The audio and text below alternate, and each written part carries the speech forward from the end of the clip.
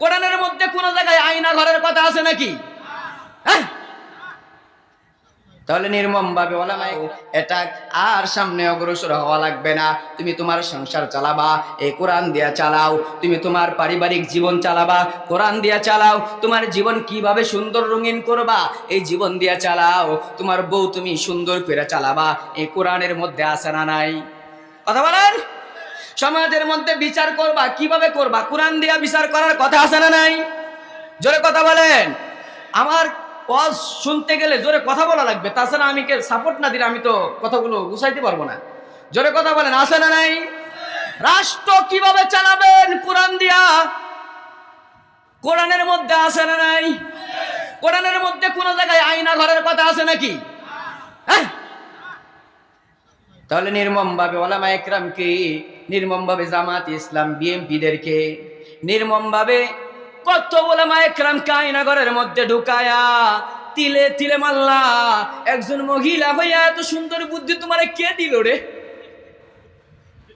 কে দিছিল এই বুদ্ধিটা? এত সুন্দর বুদ্ধি বাইরে আয়না ঘর বানাইছে। আমার জীবনে তো এই 27, 28, 30 বছর বয়সের মধ্যে আয়না ঘর আমি কোনোদিন নাম শুনি নাই। আমাদের প্রধানমন্ত্রী, জননেত্রী, আমাদের কলিজার টুকরা, হৃদয়ের স্পন্দন আল্লামা শেখ হাসিনা যখন পালায় গেল, তারপরে আমরা আয়নাঘর দেখে ফেললাম। কথা বলেন ঠিক কিনা? এর আগে আমরা আয়নাঘর কি জিনিস দেখি না। আপনারা কি জানছেন? জানছেন? জানেন নাই? মানুষকে নির্মম ভাবে মারা হয়, মানুষকে নির্মম ভাবে হত্যা করা হয়। এইটা কোরআনের কোন জায়গাতে আছে বলেন? আছে নাকি? কেউ চুরি করলে তার হাত কাটার কথা কোরআনে আছে।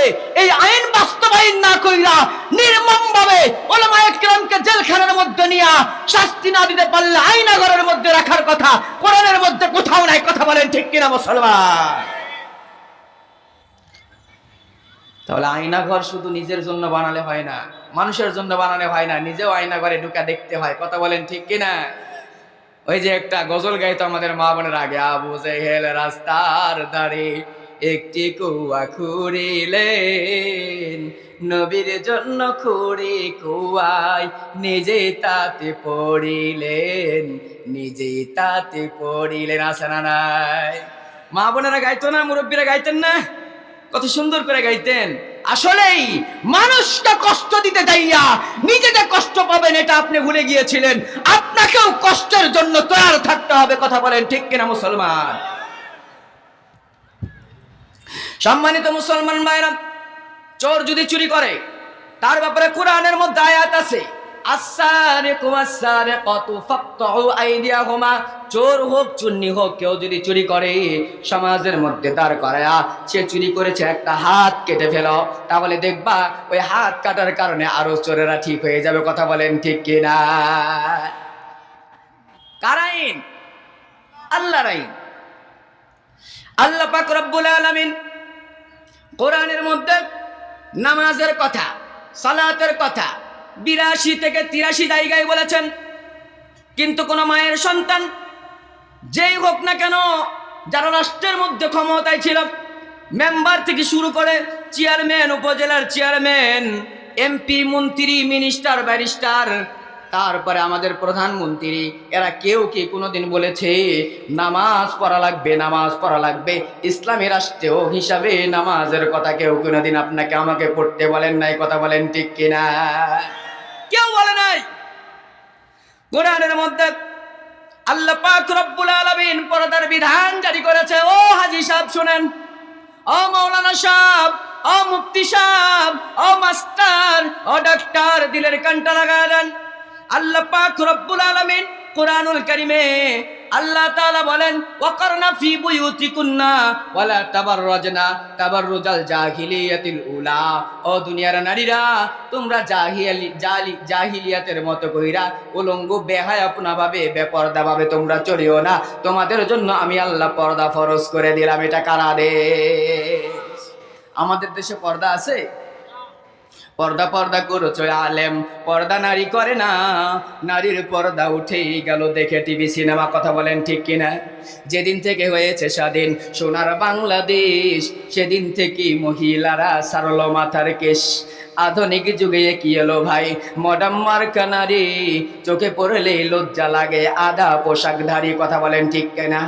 ইংরেজি চাল বাংলাদেশে চলিতেছে ভাই, মুসলমানদের নারীর জন্য মার্কেটে ফাঁকা নাই। ভাবনিরা লাই, শান্তি কেন নাই রে দুনিয়ায়, গজব কেন এলো দুনিয়ায়। মেয়েরা বলে স্বাধীন হলাম, পুরুষের আর দরকার নাই, পুরুষ দিয়া কি করিব, ঢাকায় গার্মেন্টস আছে আর জর্ডান আছে, নিজের কামাই নিজে কই রাখায়। কথা বলেন ঠিক কিনা? একটু ঝগড়া হলেই গার্মেন্টস, একটু ঝগড়া হলেই জর্ডান বিদেশ। কথা বলেন ঠিক কিনা? আমাদের মেয়ে আমাদের স্ত্রীকে জীবনও আমি জর্ডানে আর গার্মেন্টসে পাঠাবো না। আপনারা কেন পাঠান? সম্মানিত মুসলমান ভাইরা, আল্লাহর বিধানকে আমরা আঙ্গুল দেখালাম। কোরআনে আল্লাহ বলেছেন পর্দা করাও, পর্দা করাও, পর্দা অনুযায়ী চলাও তোমার স্ত্রীকে, তোমার মেয়েকে। কিন্তু আমরা সেই পর্দা থেকে আমাদের মেয়েদেরকে কি করে দিলাম? ডিভাইডেড করে দিলাম। আমাদের মেয়েরা আর পর্দা করতে চায় না, আমাদের মেয়েরা আর পর্দা করে না, আমাদের মেয়েদেরকে পর্দা করার কথা আমরা আর বলতেও পারি না। কথা বলেন ঠিক কিনা? সম্মানিত মুসলমান ভাইরা, তাহলে গভীর মনোযোগ, কোরআনের মধ্যে কোন জিনিস নেবেন কোনটা নাই সব জিনিস আছেন। আল্লাহর পয়গম্বর কোরআন তেলাওয়াত করতেন, সেই সময় আবু জেহেল এইরকম একটা প্যাম্পলেট ছাপাইতো, প্যাম্পলেট ছাপায়া ছাপায়া বলতো ওই যে পাগল ওই জায়গার মধ্যে আছে, তোমরা যেও না পাগলের কাছে। আল্লাহর পয়গম্বর কে যখন পাগল উপাধি দিয়েছে, নাউজুবিল্লাহি মিন যালিক, কি উপাধি দিয়েছে বলেন? পাগল। আপনারা বলেন তো দেখি, এখন যদি বলা হয় এরশাদনগর জামে মসজিদের পাশে একটা উস্কো বুস্কো আউলা চাউলা পাগল এসেছে, আপনারা দেখতে যাবেন কি যাবেন না? বলেন, যাবেন না? যাই না, পাগলটা একটু দেখে আসি, কোন ধরনের পাগল, কোন কোয়ালিটির পাগল। পাগল তো অনেক কোয়ালিটি হয়। কথা বলেন ঠিক কিনা? আল্লাহর পয়গম্বরকে পাগল উপাধি দিয়েছে। আবু জেহেল বলল পাগলের কাছে তোমরা যাও না। আর সব মানুষগুলো দলে দলে যারা প্যাম্পলেট হাতের মধ্যে পায়, সবাই চিন্তা করে এইটা হয়তো নামি দামি কোনো পাগল হবে, কোনো ভালো পাগল হবে, তাছাড়া তো প্যাম্পলেট আবু জেহেল দিত না। অতএব দেরি নয়, যাই না পাগলটা একটু দেখে আসি। যে পাগল দেখতে যাই, পাগলের চেহারার দিকে একবার যখন তাকিয়েছে, সঙ্গে সঙ্গে সে কালেমা পড়ে মুসলমান হয়ে গেছে। যদি বলুন সুবহানাল্লাহ। ও বন্ধু, এইটা হলো আমাদের কোরআনের মুজিজা। কোরআন যেই জায়গায় হবে ওয়ানাজারাত আলাইহিমুস সাকিনা, সেই জায়গায় আল্লাহ তাআলা নিজ হাতে রহমত বর্ষণ করেন। জোরে বলুন সুবহানাল্লাহ। সম্মানিত মুসলমান ভাইরা, খুব গভীর মনোযোগ, আর ভূমিকা লম্বা করব না, অনেক কথা সামনে। আল্লাহর পয়গম্বরকে যখন মানুষগুলো দেখতে যেত দলে দলে দলে দলে, সেই সময় মানুষগুলোকে যখন দেখতো, মানুষগুলো সকলেই বিশ্ব নবীর হাতে হাত দিয়া দিয়া মুসলমান হয়ে যাইতো। চিৎকার মেরে বলুন সুবহানাল্লাহ। যখন মানুষ মুসলমান হয়, আবু জেহেলের মাথা খারাপ হয়ে গেল, আবু জেহেলের মনটা একবারে নিস্তব্ধ হয়ে গেল। কিরে, প্যাম্পলেট দিয়া দিলাম, তারপরে মানুষকে আটকানো যায় না। মানুষ যখন বিভিন্ন দূর থেকে কাবা ঘর তাওয়াফ করার জন্য আসে, ওই মানুষদেরকে যখনই বলা হয় তোমরা ওই জায়গায় যাও না, মানুষকে যখনই বলা হয় ওই জায়গায় যাও না, মানুষগুলো আরো বেশি যায়, আরো ইসলামের দিকে বেশি ধাবিত হয়। যদি বলুন সুবহানাল্লাহ। এইরকম করতে করতে করতে করতে অনেক দল ভারী হয়ে গেছে। সম্মানিত মুসলমান ভাইরা, খুব গভীর মনোযোগ। একদিন আবু জেহেল মনে মনে সিদ্ধান্ত নিল, আর হবে না। বিশ্বনবী মুহাম্মদুর রাসূলুল্লাহ সাল্লাল্লাহু আলাইহি ওয়াসাল্লামের কাছে চলে গেছেন। বিশ্বনবীর কাছে যাওয়ার পরে ডাক দিয়া বলছেন, মুহাম্মদ, তোমার কাছে এসেছি একটা মাত্র কথা বলার জন্য। তুমি যে জিনিসটা পড়ো, যেইটা পড়ো, এইটা তুমি কোথায় পাইলা, কোন জায়গায় পাইলা বলো। আল্লাহর পয়গম্বর মুস্কি মারিয়া হাসা ডাক দিয়া বলছেন, ও চাচা, আমি তো ভেবেছিলাম আপনি আরো পরে আসবেন, কিন্তু আপনি যখন আমার কাজ পর্যন্ত এসে গেছেন, আর দেরি নয়। এইটা আমি পেয়েছি, লাইসা হাদা কালামুল বাশার, আল্লাহু আকবার বলে। এইটা আমার কথা নয়, এইটা আল্লাহ তাআলার কথা। চিৎকার মেরে বলুন সুবহানাল্লাহ। আল্লাহর পয়গম্বর সঙ্গে সঙ্গে ডাক দিয়ে বললেন, শুনুন, কি বলতে চান চাচা বলেন। আবু জেহেল ডাক দিয়ে বলে, ভাতিজা রে, তুমি কি চাও? কি জন্য তুমি এইরকম ভাবে আমাদেরকে পেরার মধ্যে রাখো? তোমার দলের অনুসারী সবাই হয়ে যাচ্ছে, তোমার দলের অনুসরণ সকলেই করছে রে, আর আমাদের দলের মধ্যে কেউ থাকতে চায় না, আসতে চায় না। কেন বলো? সঙ্গে সঙ্গে বন্ধু আবু জেহেল এই কথা বলার পরে আল্লাহর পয়গম্বর বলেন, চাচা আমি তো কাউকে ইসলামের দাওয়াত এখনো পর্যন্ত দেই নাই, কেবলমাত্র কোরআন এসেছে আর আমি পয়গম্বর কোরআন তেলাওয়াত করছি, আর আপনি পাগল বলছেন আমারে? পাগল দেখতে আসে আর মানুষগুলো দলে দলে মুসলমান হয়ে যায়। জোরে বলুন সুবহানাল্লাহ। চাচা এটা তো আমার দোষ নয়। সম্মানিত মুসলমান ভাইরা, কলিজার টুকরো যুবক ভাইরা, পর্দার অন্তরালের আম্মা জানেরা, দিলের কানটা লাগায় দেন, সামনে আপনাদের কথা আছে, খুব গুরুত্বপূর্ণ কথা বলবো। ও আল্লাহর বান্দারা, আল্লাহর পয়গম্বরকে যখন এইভাবে বলা হলো, আল্লাহর পয়গম্বরকে বলা হচ্ছে বিভিন্ন অফার, এইটা করব, সেইটা করব, এইটা দিব, সেইটা দিব, অনেক লম্বা ইতিহাস। আমি আপনাদেরকে ইতিহাস শোনানোর জন্য আসি নাই, আপনাদেরকে কিছু গুরুত্বপূর্ণ টিপস দেওয়ার জন্য এসেছি। আল্লাহর পয়গম্বরকে বলা হলো, ও মুহাম্মদ, তুমি যে জিনিসটা পড়ো, যে জিনিসটা বানাও, এইটা তো আমার মনে হচ্ছে তুমি জাদুকর, তুমি মনে হয় নিজে নিজে এগুলো বানাইছো, নিজে নিজে এগুলো পড়ছো। আল্লাহর পয়গম্বর মুহাম্মদুর রাসূলুল্লাহ সাল্লাল্লাহু আলাইহি ওয়াসাল্লাম ডাক দিয়ে বললেন, না চাচা না, এটা আমার মুখের রচিত কোনো কিতাবের কথা নয়, আমার মুখের কোনো বাণী নয়, এটা সরাসরি আল্লাহ পাক রব্বুল আলামিনের কথা। জোরে বলুন সুবহানাল্লাহ। আবু জেহেল বুঝো না, আবু জেহেল শোনো না, আবু জেহেল আরবি ভাষার লোক ছিল। কি ভাষার লোক ছিল? আরবি ভাষার লোক ছিল। মক্কার মানুষ আরবি জানতো না, আরবি ব্যাকরণ সম্পর্কে আবু জেহেলের পুরা জ্ঞান ছিল। আবু জেহেল বুঝতো, তারপরেও না বুঝার ভান কইরা সব সময় মুহাম্মদুর রাসূলুল্লাহর সঙ্গে লাগতো। লাগার কারণ হলো যে মুহাম্মদকে ইসলাম থেকে বিতাড়িত করতে হবে, ইসলাম যেন প্রচার না করতে পারে। আমি একটা কথা আজকে এই পার্বতীপুরে বলে দিয়ে যাই, সবচাইতে ইসলামের জন্য বেশি উপকার করেছে আবু জেহেল। এখন বলবেন কেমনে? আপনি আমি কয়টা মানুষ জড়াইছি এই জায়গার মধ্যে? কতগুলো মানুষ হবে? 500, 1000, 2000? আর আবু জেহেল একটা ভাষণ দেওয়ার কারণে লক্ষ লক্ষ মানুষ জমা হয়ে যেত। জোরে বলেন সুবহানাল্লাহ। আবু জেহেল সিদ্ধান্ত নিল, দেখেন মজার একটা ঘটনা মনে পড়ছে, বলবো? ঘটনা বলি, তারপরে সামনের দিকে আগাচ্ছে। আবু জেহেল মনে মনে সিদ্ধান্ত নিল, চিন্তা করলাম আর দেরি করা যাবে না, মুহাম্মদকে আটকাতে হবে। এই জন্য ইয়ামেন থেকে বড় একটা জাদুঘর ভাড়া করেছে। জাদুঘরের নাম হলো জামাআত। কি নাম বললাম?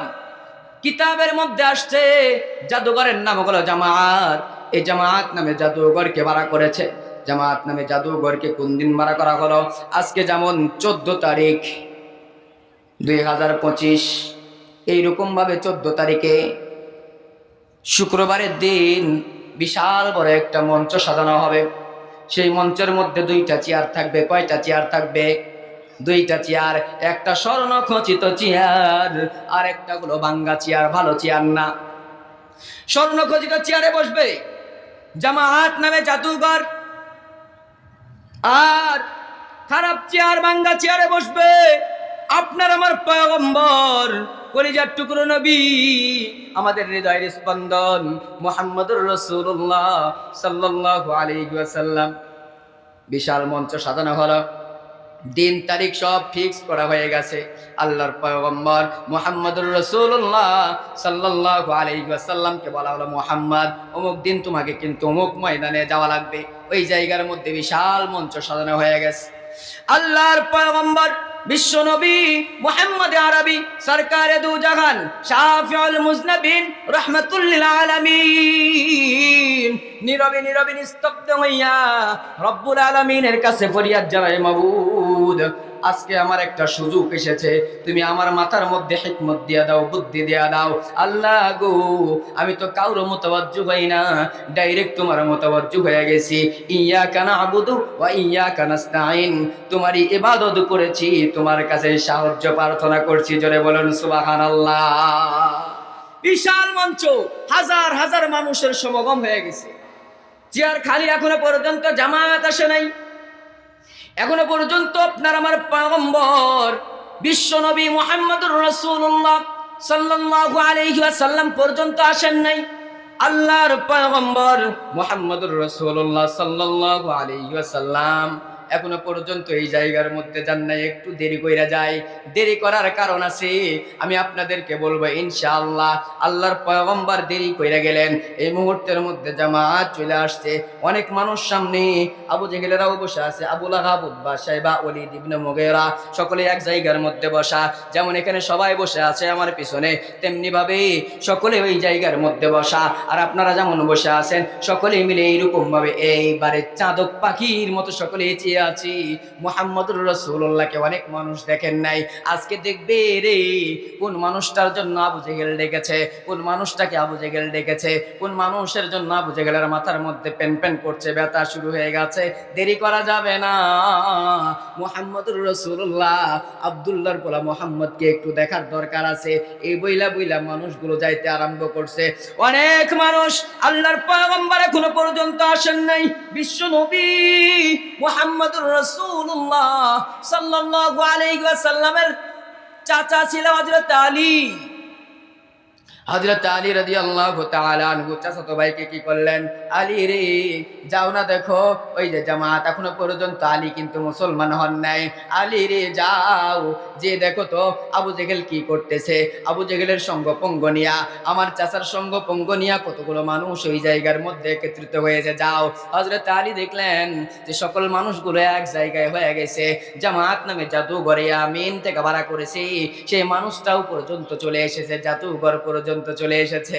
আবু জেহেল মনে মনে টার্গেট আর সিদ্ধান্ত, মুহাম্মদ যদি না আসে তাহলে ভালো। কি, মুহাম্মদ যদি না আসে তাহলেই ভালো, মুহাম্মদ আসলে আরো ভালো। দুইটা নিয়ত, না আসলে মুহাম্মদ হাইরা গেছে, আর আসলে মুহাম্মদকে তো প্রকাশ্যে হারানো হবে, মুহাম্মদ সাল্লাল্লাহু আলাইহি ওয়াসাল্লামকে তো অপমান অপদস্থ করা হবে। বন্ধু বলেন তো অপমান করার মালিক কে? জোরে বলেন অপমান করার মালিক কে? আরো জোরে বলেন অপমান করার মালিক কে?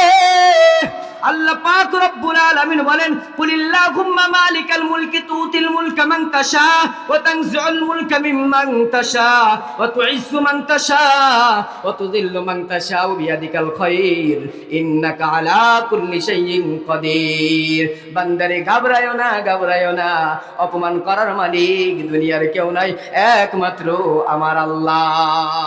সম্মান দিবেন আল্লাহ, অপমানও করবেন আল্লাহ। কথা বলেন ঠিক কিনা? সব কিছু যার কর্তৃত্বে, সব কিছু যার হাতের মুঠোর মধ্যে। ও যুবক ভাই, ও কলিজার টুকরো আম্মা জানেরা, ও মুরব্বী বাবাজিরা, একটু দিনের কানটা লাগায় দেন। জীবনের শেষ আলোচনা মনে কইরা আলোচনা শুনে যান, আর কোনোদিন আশা হতে পারে না উপরে। জীবনের শেষ আলোচনা মনে কইরা সব জায়গায় আলোচনা আমি শোনাই বাবা, খুব গভীর মনোযোগ। আবু জেহেল এইবার বসা, জামাত নামে জাদুঘর চেয়ারের মধ্যে বসা, স্বর্ণখচিত চেয়ারের মধ্যে জামাত বসা। হযরত আলী যখন খবর দিয়েছেন মুহাম্মদ ওই জায়গার মধ্যে সবাই উপস্থিত হয়ে গেছে, শুধু আপনি বাকি আছেন। আল্লাহর পয়গম্বর মাথাটা নিচা কইরা আস্তে আস্তে আস্তে আস্তে আস্তে আস্তে একবারে মাঠের মাঝ দিয়া মানুষদেরকে আস্তে আস্তে সরায়া সরায়া সরায়া সরায়া স্টেজ পর্যন্ত এখনো পর্যন্ত আসেন নাই। কেবল স্টেজের সামনে এসেছে, চেয়ারের সামনে এসেছে।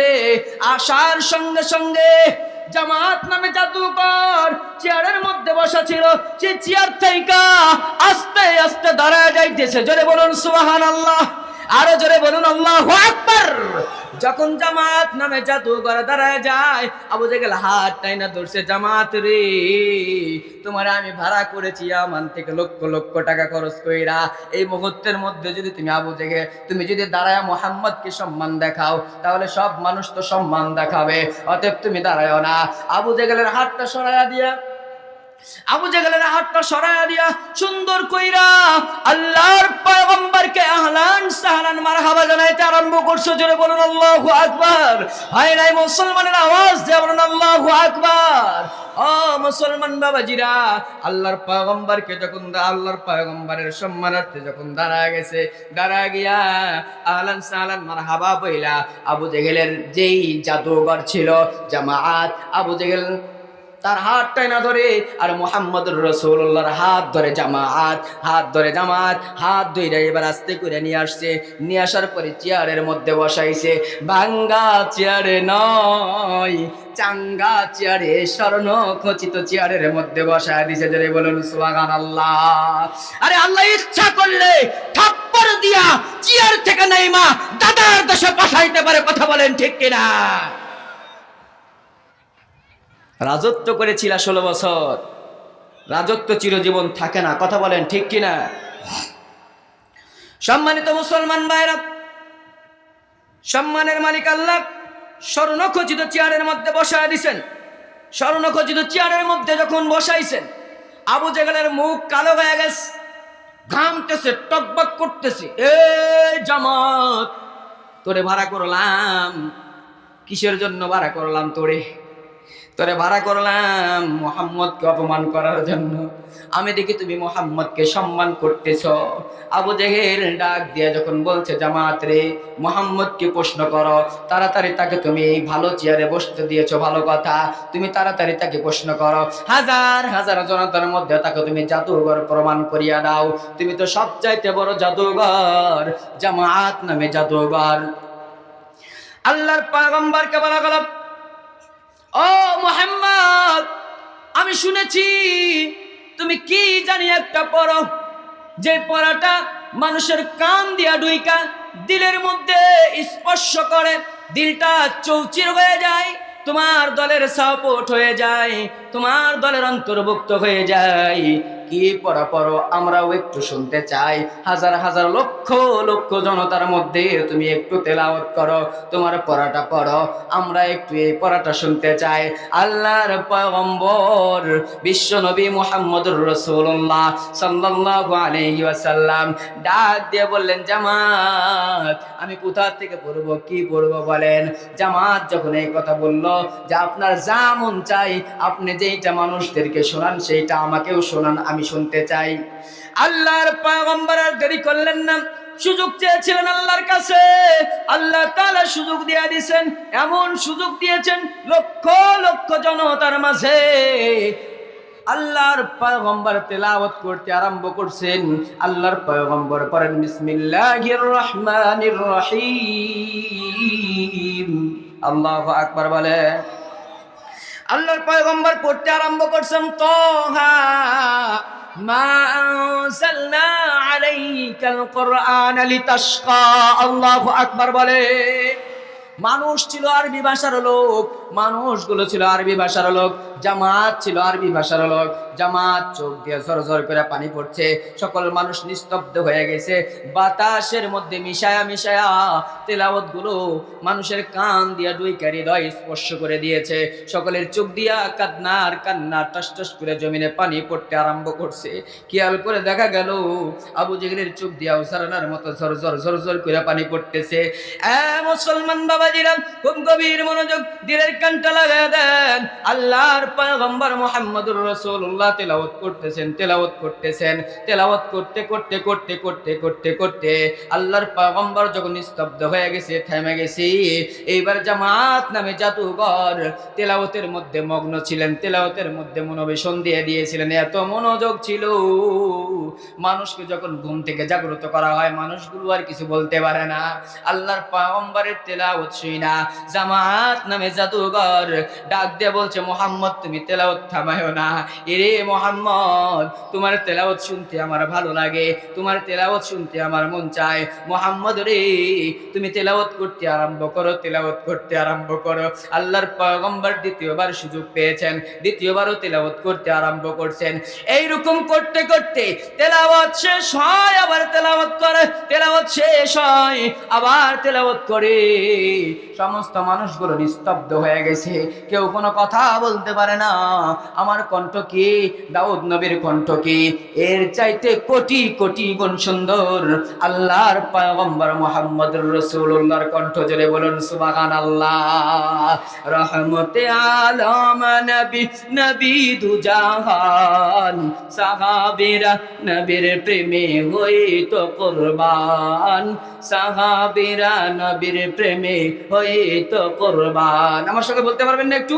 বলেন, রহমতে আলম নবী, নবী দু জাহান, সাহাবীরা নবীর প্রেমে হইতো কুরবান, সাহাবীরা নবীর প্রেমে হইতো কুরবান।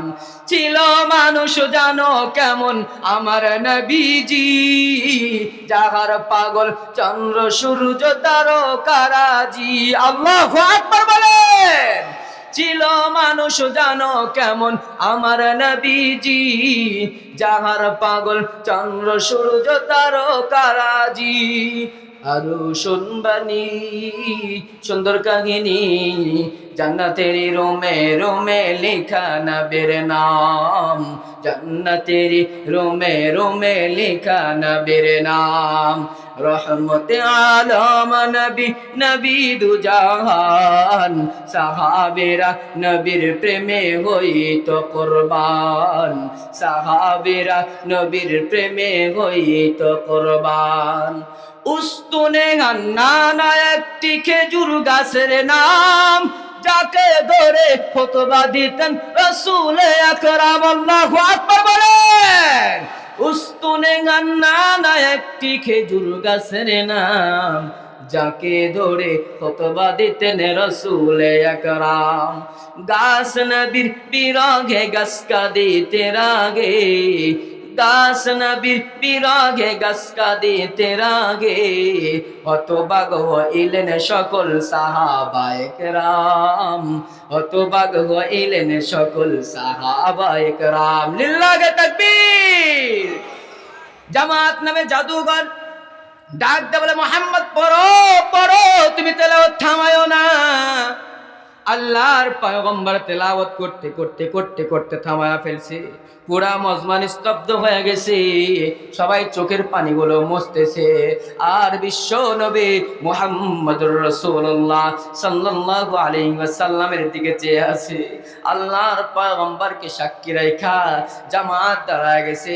জামাত সকলের মধ্যে সাক্ষী দিল, শোনো তোমরা শোনো, আমি তোমাদেরকে সাক্ষী রেখে একটা কথা বলতে চাই, সেইটা হলো আমি আজকে থেকে মুহাম্মদের দলের অন্তর্ভুক্ত হয়ে গেলাম, কালেমা পড়লাম, মুসলমান হয়ে গেলাম। কারা কারা মুসলমান হবেন? সকলেই আমার সঙ্গে কালেমা পড়ো। জামাত এই কথা বলার পরে কালেমা পড়ে ফেললেন, লা ইলাহা ইল্লাল্লাহু মুহাম্মাদুর রাসূলুল্লাহ সাল্লাল্লাহু আলাইহি ওয়াসাল্লাম কালেমা পড়লেন। কালেমা পড়ার পরে আবু জেহেলের মাথা আরো খারাপ হয়ে গেল। বন্ধুরে, আল্লাহর পয়গম্বরের উপকার আবু জেহেল এইভাবে করেছেন। অনেক লম্বা কাহিনী, আমি ওইদিকে যাব না, আমার মূল কথার দিকে আমি আসি। আল্লাহর পয়গম্বর কোরআন তেলাওয়াত কইরা মানুষদেরকে শোনাইছেন, মানুষেরা তেলাওয়াত শুনেছে। আমি দেখেছি আগের যুগে, আমি যখন ছোট, যখন আমি মাদ্রাসায় যাইতাম, ওই মাদ্রাসায় যাওয়ার সময় আমি দেখেছি, সেই ছোট্টবেলার কথা, আমার দাদি নানি দাদারা দাদিরা নানারা নানিরা সকলে ফজরের নামাজের পরে আইসা আইসা সুন্দর কইরা কোরআনুল কারীম তেলাওয়াত করতো কি করতো না?